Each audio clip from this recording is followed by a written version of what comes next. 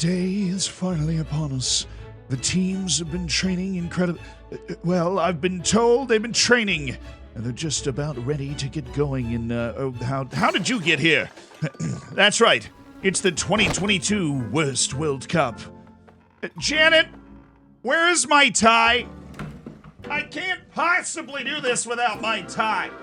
So I had an idea the other day. What if we just took the World Cup and just flipped it upside down? Except not like that, but like actually flipped the World Cup upside down so only the worst teams could qualify. But in order to do that, we couldn't let 13 European teams in because then they'd be too good. So we had to change it. But we did it. We made the worst World Cup ever. Well, in order for you to understand what happened, you need to understand how this whole freaking thing works in the first place. So we had to take the qualifying spots and flip them too. So Europe normally gets 13 teams. Well, Asia is going to go ahead and get 14 teams because we're not even going to add a South American team because the worst team there is Venezuela and Bolivia, and they would win this absolutely no problem. Then we took 6 teams from OFC, which is Oceania. We took 5 teams from CONCACAF, 4 from Africa, and 3 from Europe. You qualify for this tournament according to your world ranking. So the lowest world ranked teams in each continent are going to participate. For Asia, that is, you ready? Guam, Sri Lanka, Timor-Leste, Pakistan, Brunei, Bangladesh, Bhutan, Mongolia, Laos, Macau, Cambodia, Nepal, Indonesia, and Singapore. Giants of the game. Actually, some very big countries in there. From Oceania, this is Tonga, Samoa, Cook Islands, American Samoa, Vanuatu, and Fiji. For CONCACAF, there's Anguilla, Turks and Caicos, the Bahamas, the British Virgin Islands, and the US Virgin Islands, which are actually the only 2 islands the people that spent thousands of dollars on FIFA come from. From Africa, there's Eritrea, Somalia, Seychelles, and Djibouti, and from Europe, there's San Marino, Gibraltar, and Liechtenstein. So with all of the teams in place, we set sail on our journey of failure, and it became immediately apparent that most of the Asian teams were far too good to be involved in this competition. This was unfortunate for the American Virgins, who lost 4-2 early on. Day 2, things really turned around, though, because Djibouti beat Bhutan in the Battle of the Booties 3-1, and Nepal came from behind a pair of goals against Turks and Caicos to win 4-2. The drama was peak, and by the way, all of this happened live on stream, which if you didn't watch it, how dare you? But that also makes sense that you're here right now because you don't know what happened. The link is in the description for the Twitch. You can follow it, or I might just be live right now and you'd have no idea if you didn't click on it. But watch the video first.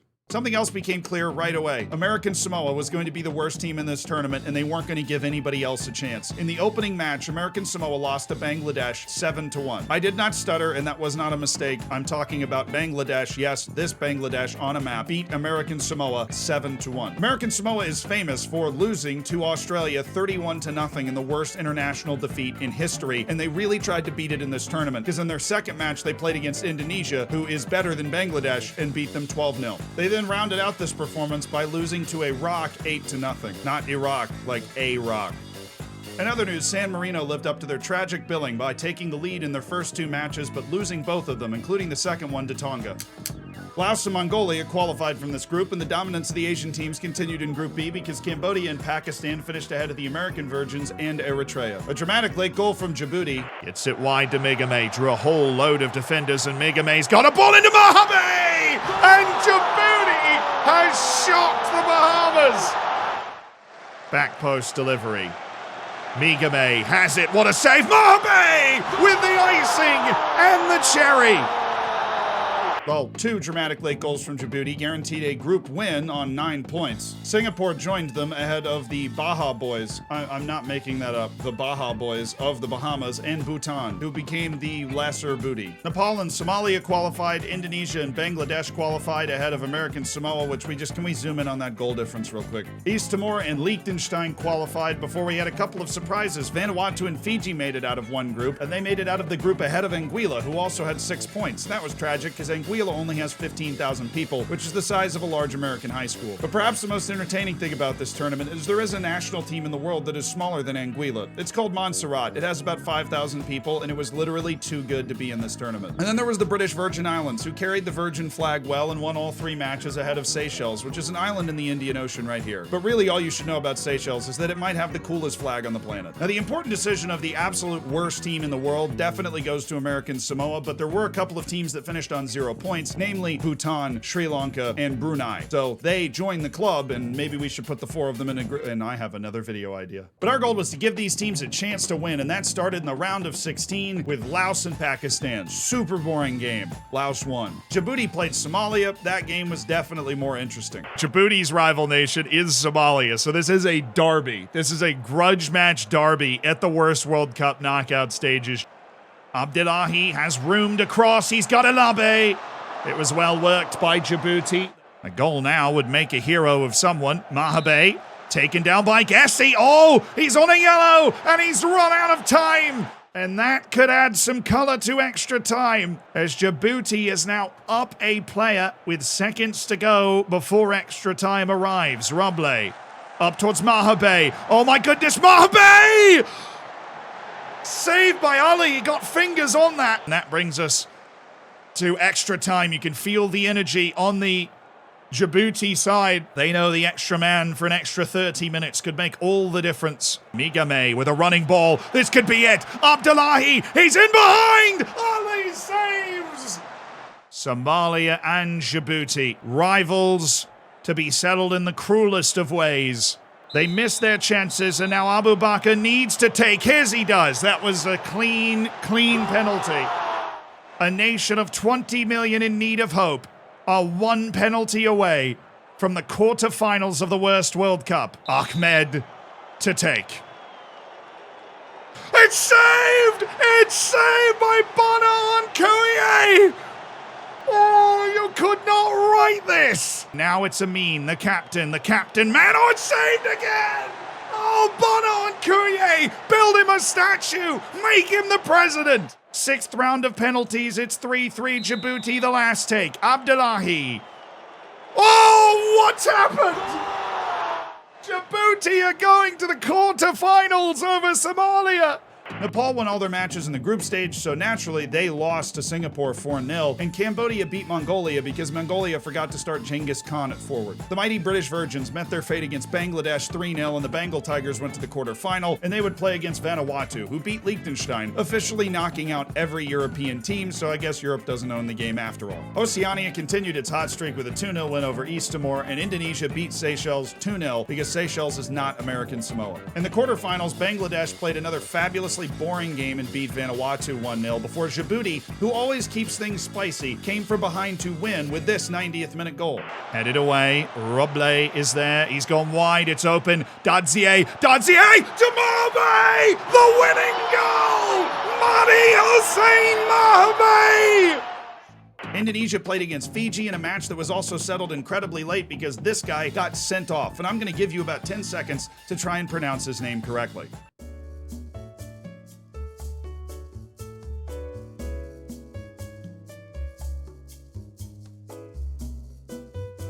That was wrong. They scored in the 96th minute, though. Look, Saib heads it down. Tunisia. Oh, it's Indonesia's got all the pressure. Oh, it's gone in! And the 10 men of Fiji have broken. And then Singapore and Cambodia, for whatever reason, played undoubtedly the best match of this entire tournament. Here's what Gadget feels like showing you. Hamza for Singapore. Song Ouyong. Oh, he's broken in behind. Song Ouyong! Oh, it's cheeky.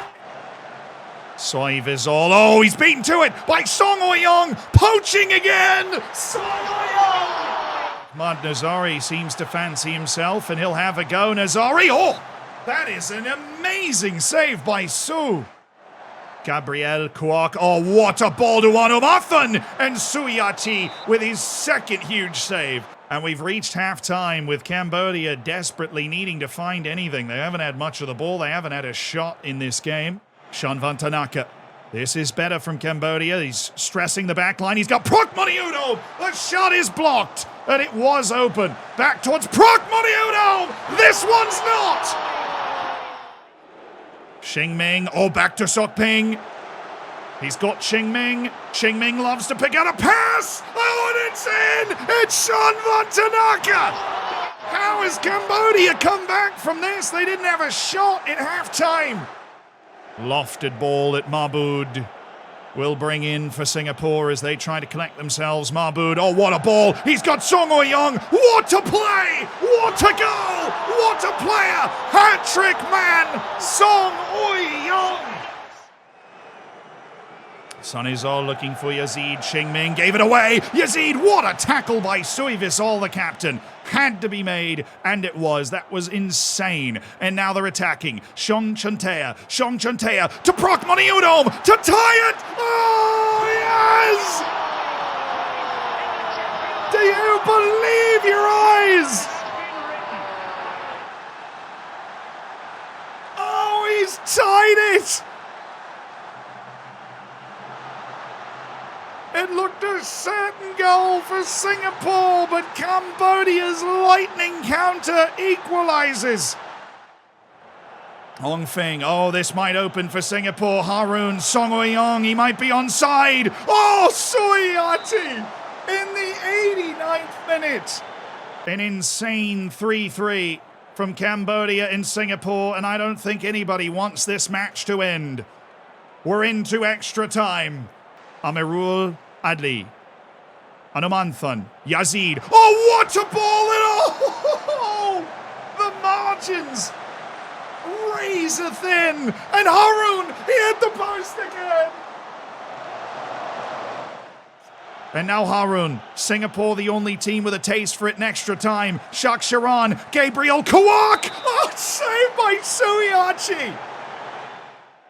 And it's a penalty shootout to decide an amazing match between Singapore and Cambodia against Suiyachi, and he scores it. Ahmad Nazari for Singapore. And we're into the third round of penalties at 2-2, and it's the winger Gabriel Kawak with his left. Kawak saved by Yati!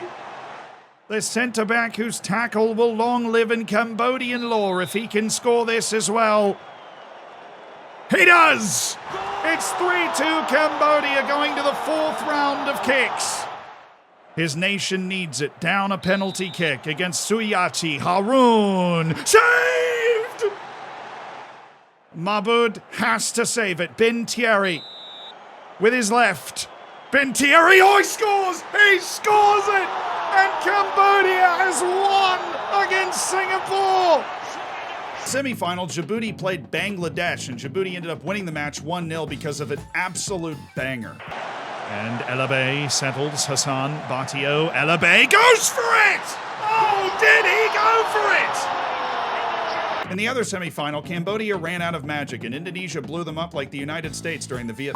This brought about a final of Indonesia and Djibouti, a matchup between the fourth largest country in the world based off population and a port country from Eastern Africa whose name kind of sounds like a butt. It was actually a pretty good match. It started with Indonesia scoring right here for Djibouti at this stage for Mansia. Oh, and it's saved, but Pradana's there for Indonesia! And then Elabey did it again. Same guy from the last match for Djibouti. Utomo has cleared it. Mohamed Elabey shoots. Oh, he's done it again! Elabey with the goal for Djibouti! All of this before Ezra Walian scored his 17th, 16th +1 goal of the season. This is the worst World Cup. They've put together such a great team for this tournament, and it's this man, it's Ezra Walian!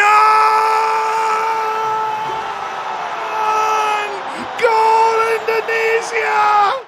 Ezra Walian of Indonesia has won the worst World Cup for Indonesia.